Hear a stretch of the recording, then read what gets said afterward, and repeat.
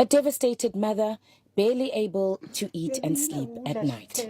Phumla Zuma, former President Jacob Zuma's sister-in-law, wants nothing but the safe return of her children, who are amongst the 19 South African men trapped in Ukraine.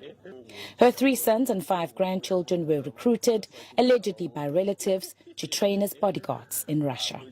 They were promised jobs upon completion of the course. She says when the group arrived in Russia, they were made to sign contracts written in Russian. Thereafter, they were provided with uniforms, rifles and grenades, then sent out with Russian troops. None of her children had ever handled a gun, let alone a high-caliber rifle, she says. Abakwazi ukuphatha ummese angisho ngoba kuzingane zami ngicabanga ukuthi zonke lezi zingane ehambile ziphila leyo mpilo. They don't even carry knives, and I'm not just saying this because they are my children. All these children are the same. They know nothing about guns. Imagine being given a rifle and hand grenades and told go to war. We really didn't know things would turn out like this. Zuma says the fact that her sons were recruited by family members makes the ordeal worse. She says she's asked former President Zuma to intervene, but so far there's no word on the men's return. I spoke to Baba Zuma and he said he went to Russia but didn't meet with the Russian president. He also wrote a letter and left money so that the children could fly back home. He said he also requested that they be pulled out of the danger zones, but nothing has happened. Zuma says her sons had been unemployed for years and desperation landed them in this situation. All she prays for now is that her sons come back home alive. Ayanda Mhlongo, SABC News, Nkandla. We are outside the airport here at the King Shaka International Airport, and what we had said earlier on to our viewers in terms of the process, Bongiwe, that was going to happen once these men touched down in South Africa was that they were then going to be processed by the authorities. You'd note or remember that when the 4 men arrived last week at Johannesburg's O.R. Tambo airport, even before they were able to meet with their families and supporters, they were then whisked to the police station where they had to then make statements and engage with the authorities. And so this is a similar process that we are seeing. We were told on arrival that as soon as the men arrive, they are not going to meet with their families or have any interaction with their families. They are then going to be led into this police station where the investigators who are leading the investigation into this matter, as you know, Bongiwe, that there were 2 criminal cases that were opened. In fact, one of the cases was opened by former President Jacob Zuma's eldest daughter, Nkosazana Zuma, where she alleged and accused of 3 individuals, including her sister Duduzile Zuma-Sambudla, as one of the individuals that recruited these men to Russia.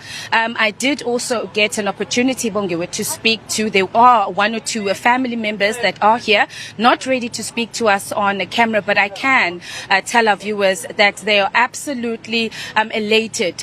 In fact, one of the mothers just broke down as she saw them through the glass, and she said that she's not in a space to speak to us now, but she is absolutely delighted that her son and others have finally returned home. Of course, this has been an agonizing 7 months, Bongiwe. These men left South Africa in July last year under the pretense that they were going to receive training for private security in Russia. And it's upon arrival in Russia instead that they were given military uniforms, they were given military IDs, they were meant to sign contracts which we understand were written in Russian, and 3 weeks after their arrival they were then sent to fight, deployed with the Russian forces. You know, what the families have been telling us throughout this 7 months is that some of these men, in fact most of them, Bongiwe, never had any military or police experience at all. And so for them, they were given weapons, they were given firearms, high caliber firearms, they were given explosives. all of which they had never been able to handle. And the family saying that had they known that this was in fact what was going to happen to them, that they would have never allowed these men to go off to Russia. They're extremely grateful given the harrowing stories that these men have been relaying to their families. They have been able at times to send through messages and where they were explaining what was happening on the front lines. They were seeing people being killed. Duduzile Zuma has been fingered in a serious case of human trafficking, which involves about 17 or plus men, young men, mostly from the province of KwaZulu-Natal,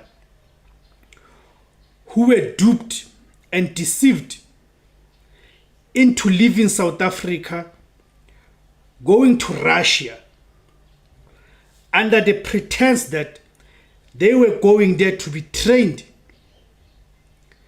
as the bodyguards of the Umkhonto weSizwe Party. This, what I'm saying, is what has been confirmed by family members of those young men, who must be thankful that they've returned home thanks to President Cyril Ramaphosa. They've come back home after they were deceived mainly by Duduzile Zuma. And what happened? The Umkhonto weSizwe Party tried to distance itself from Duduzile Zuma's conduct. But you and I, we know that you cannot divorce Umkhonto weSizwe Party from Duduzile Zuma. Because as we speak, how many brilliant leaders have had to leave Umkhonto weSizwe Party just because on the basis that they were not on good terms with Duduzile Zuma. The name that comes into mind is someone like Floyd Shivambu. So Duduzile Zuma, whatever attempts the Umkhonto weSizwe Party may try to distance themselves from Duduzile Zuma, of course they are running away from taking the responsibility that the Umkhonto weSizwe Party is responsible for deceiving these young men, taking them to Russia, only for them to find themselves having to fight in the Russia versus Ukraine war. And even yesterday, a family member speaking to Xoli Mngambi on Newsroom Africa confirmed this again and even spoke about the reports that Duduzile Zuma received 14 million rands in exchange for human trafficking these young men. Really, there has to be consequences for Duduzile Zuma. And this further taints Umkhonto weSizwe Party as an organization that lacks not just direction. It's one thing for a party to lack direction, but as an organization that lacks integrity and credibility, an organization that is willing to engage itself in any criminal activity for as long as there's money involved. Remember the trip to Morocco by Jacob Zuma. Thank you guys for tuning in. My name is Tibos Kosana.